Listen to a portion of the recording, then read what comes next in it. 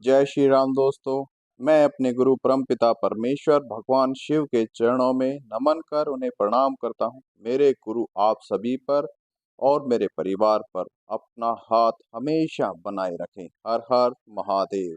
दोस्तों, आज हम आपको बताने जा रहे हैं हनुमान जयंती पर हमें किस प्रकार से हनुमान जी की पूजा करनी चाहिए, और जो 12 अप्रैल 2025 में जो हनुमान जयंती आ रही है, इस पर हमें कौन सी साधना करनी चाहिए, हम इस पर भी एक वीडियो बनाएंगे और किस प्रकार से हमें करनी चाहिए। आज हम आपको बताएंगे कि हनुमान जयंती पर किस प्रकार से पूजा करें और हनुमान जी की सेवा साधना किस प्रकार से करें। अगर आप इस हनुमान जयंती पर अपनी हनुमान चालीसा को सिद्ध करना चाहते हैं, तो ये एक दिन में ही सिद्ध हो जाएगी।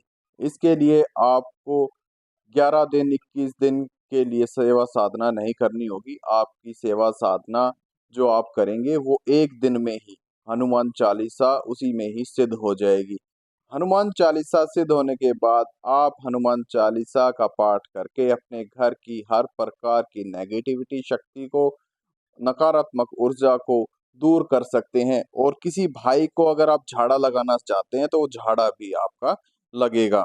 तो आपको क्या करना होगा हनुमान जयंती के दिन, किस प्रकार से आपने हनुमान जी महाराज की पूजा करनी है और हनुमान चालीसा किस प्रकार से सिद्ध करेंगे आप, ये आप ध्यान पूर्वक से सुनना। और जो भाई बहन हमारे इस मंत्र चिकित्सा चैनल पर नए आए हैं, वो हमारे चैनल को लाइक करें, शेयर करें, सब्सक्राइब करें, ताकि आपके साथ साथ आपके घर परिवार वाले अपनी समस्याओं का समाधान ढूंढ सके और अध्यात्म जगत में आगे बढ़ सकें। जय श्री राम। आप सभी दोस्तों को मैं एक बात और बताना चाहूंगा, जो हनुमान जी महाराज हैं वो इस धरा पर इस कलयुग में एक जागृत देवता हैं। वो हर कण कण में विद्यमान है, पर आपने उनका आशीर्वाद किस प्रकार से प्राप्त करना है, ये भी जानना बहुत ही जरूरी है। जब तक आप बाबा की सेवा नहीं करेंगे, बाबा को याद नहीं करेंगे, तब तक बाबा आपका कोई भी कार्य नहीं करेंगे। उदाहरण के तौर पर मैं बताऊं, जब आप अपने माता पिता की सेवा करते हैं, तब वो आपको आशीष देते हैं, आपके सुख दुख में आपके साथ रहते हैं। चाहे आप थोड़ी सेवा करें, लेकिन सेवा तो आप उनकी कर ही रहे हैं ना। चाय पिलाना, पानी देना, खाना खिलाना, या उनके कपड़े धोना, कपड़े इस्त्री करके रखना, ये सब सेवा हम अपने माता पिता की करते हैं। और आपके माता पिता आपके हर समस्या में आपके साथ खड़े रहते हैं, ताकि आप पर किसी भी प्रकार की कोई आंच ना आने पाए। जब भी आप पर किसी प्रकार की कोई आंच आती है, कोई दुविधा आती है, तो सबसे पहले आपके माता पिता आपके साथ खड़े होते हैं, आपके भाई बंधु आपके साथ खड़े होते हैं। इसी प्रकार से हनुमान जी महाराज भी आपके साथ ही खड़े रहते हैं। लेकिन आपने हनुमान जी महाराज की सेवा करनी होगी और उनको याद करते रहना होगा। जब आप उनको याद करेंगे तो बाबा आपका हर कार्य करने में सक्षम होंगे, और आप पर किसी भी प्रकार की, चाहे वो भौतिक जगत हो चाहे सूक्ष्म जगत हो, आप पर किसी भी प्रकार की आंच नहीं आने देते हैं। तो आपने हनुमान जयंती का जो पर्व आ रहा है, इस पर आपने किस प्रकार से हनुमान जी महाराज की पूजा करनी है, ये आप ध्यान पूर्वक सुनना और समझना। तो हनुमान जयंती का जो पर्व आ रहा है, ये 12 अप्रैल 2025 में जो आएगा, इसका जो समय है वो सुबह ब्रह्म मुहूर्त में 3 बजे से लेकर और अगली 13 तारीख को ब्रह्म मुहूर्त में 5 बजे तक का ये शुभ मुहूर्त रहेगा। इसमें आपने सुबह 12 तारीख को सुबह ब्रह्म मुहूर्त में उठ के स्नान आदि करके अपने घर की, अपने मंदिर की साफ सफाई करनी है और बाबा की पूजा अर्चना करनी है। आपने सामग्री इकट्ठी करनी होगी। सामग्री क्या क्या लेनी है आपने बाबा जी के लिए, ये आप ध्यान पूर्वक सुनना। ये पूजा आप अपने घर पे भी कर सकते हैं, या किसी सिद्ध पीठ मंदिर में जाके बाबा के दर्शन कर सकते हैं, या अपने आसपास जो भी हनुमान जी का मंदिर है वहां पर जा करके बाबा की पूजा अर्चना कर सकते हैं। तो सामग्री आपको क्या क्या चाहिएगी, ये ध्यान से सुनना।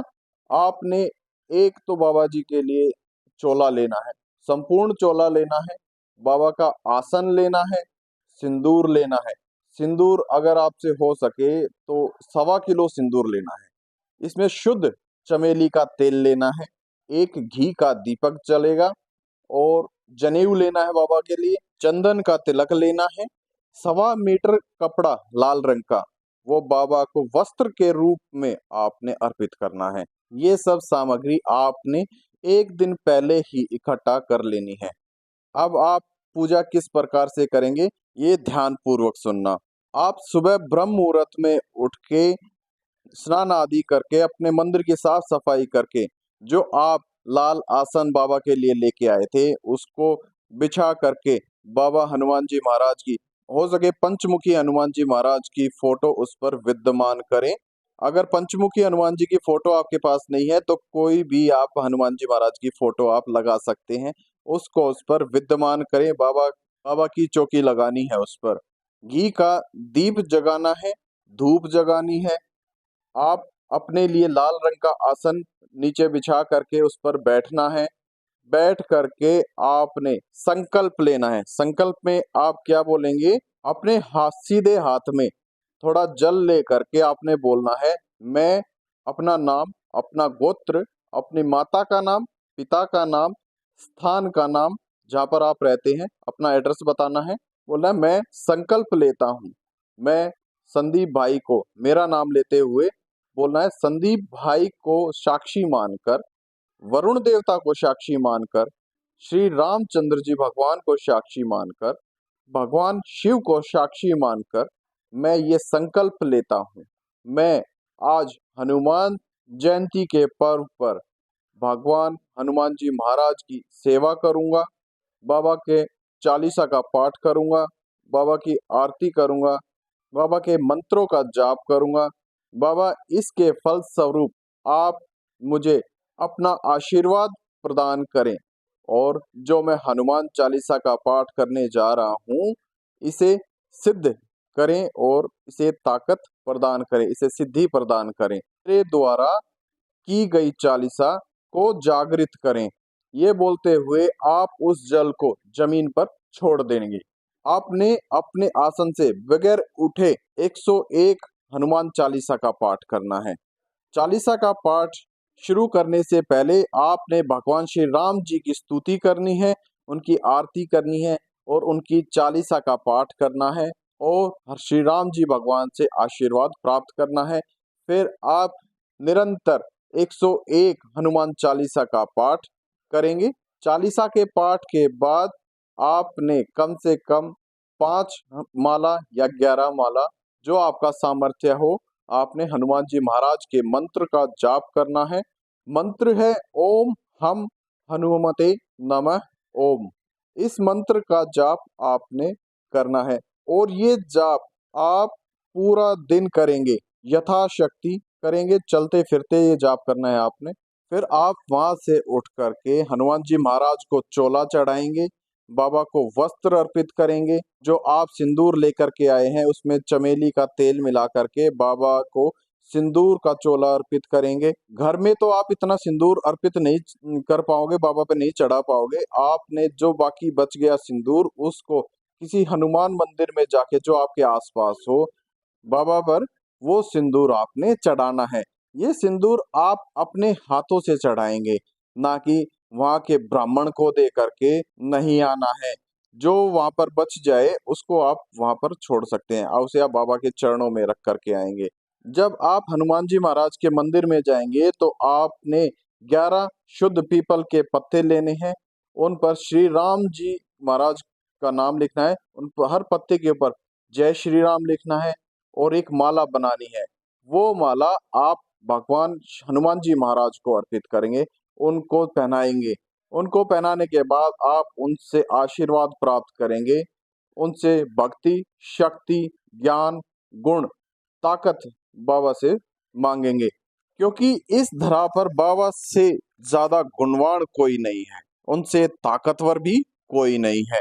वो ज्ञान गुण सागर हैं, वो गुणों के सागर हैं। अगर हनुमान जी महाराज से कोई ज्यादा ज्ञान रखते हैं तो वो भगवान शिव हैं, जो ताकत ज्यादा रखते हैं वो भगवान शिव हैं।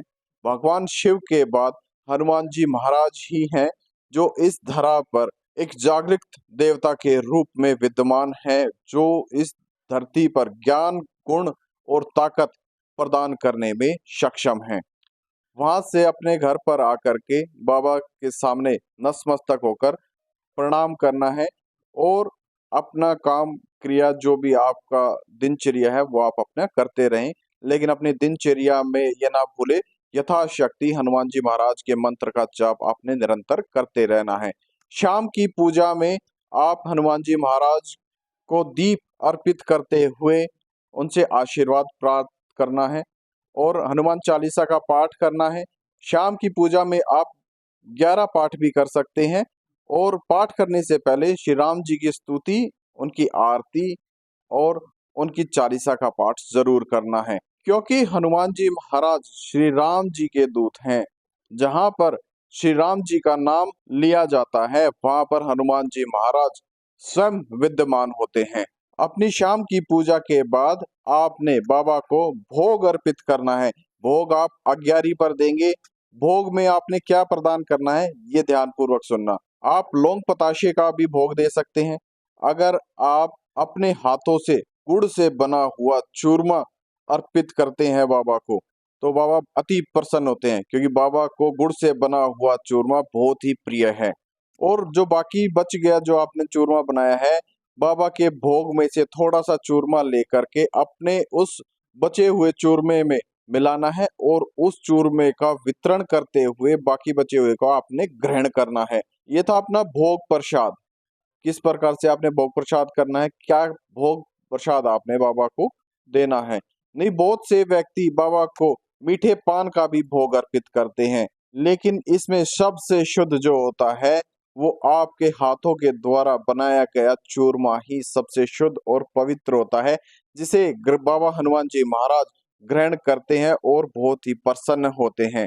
अगर आप इस प्रकार से हनुमान जयंती के दिन बाबा की सेवा करते हैं, आराधना करते हैं, तो बाबा आप पर जल्द ही प्रसन्न होते हैं और आपको अपना आशीर्वाद प्रदान करते हैं। आपके साथ हमेशा चलते हैं, आपके हर रुके हुए कार्य को पूर्ण करते हैं। आप पर किसी भी प्रकार की कोई भी आँच आती है, उससे पहले हनुमान जी महाराज उसे दूर कर देते हैं, क्योंकि बाबा के सामने कोई नहीं टिक सकता। किसी को अगर नकारात्मक शक्तियों से डर लगता है, किसी का मन घबराता है, तो वो हनुमान जी महाराज की पूजा जरूर करें। आपने चालीसा की एक चौपाई भी सुनी होगी, संकट कटे मिटे सब पीरा, जो सुमीरे हनुमत बलबीरा। मतलब है कि हनुमान जी महाराज का जो स्मरण करता है उसके ऊपर किसी भी प्रकार का कोई भी संकट नहीं आ सकता है, चाहे वो सूक्ष्म जगत से हो चाहे भौतिक जगत से हो। बाबा हर समस्या को हरने में सक्षम है। अगर आप इस प्रकार से हनुमान जयंती के दिन हनुमान जी महाराज की सेवा करते हैं, आराधना करते हैं, पूजा पाठ करते हैं और अपनी हनुमान चालीसा को सिद्ध करते हैं, तो बाबा आप पर असीम कृपा बरसाते हैं। आप सभी भाइयों की समझ में आ गया होगा कि हमें किस प्रकार से बाबा की सेवा करनी है, आराधना करती हैं। अब हम चलते हैं, जो भाई बहन अपनी चेकिंग कराना चाहता है वो अपनी फोटो, नाम, पता, एड्रेस हमारे टेलीग्राम व्हाट्सएप चैनल पर अपलोड कर दें। ये फ्री ऑफ कॉस्ट है, इसका कोई भी चार्ज नहीं है। और जो भाई बहन सेवा साधना करना चाहता है उनके लिए हम बहुत ही जल्द क्लासेस लेकर के आ रहे हैं, वो बाबा का आशीर्वाद वहां से प्राप्त कर सकते हैं। आपको हमारे आश्रम पर आना होगा और बाबा की सेवा करनी होगी। हर हर महादेव। मेरे बालाजी महाराज आप सभी का उद्धार करें। जय श्री राम।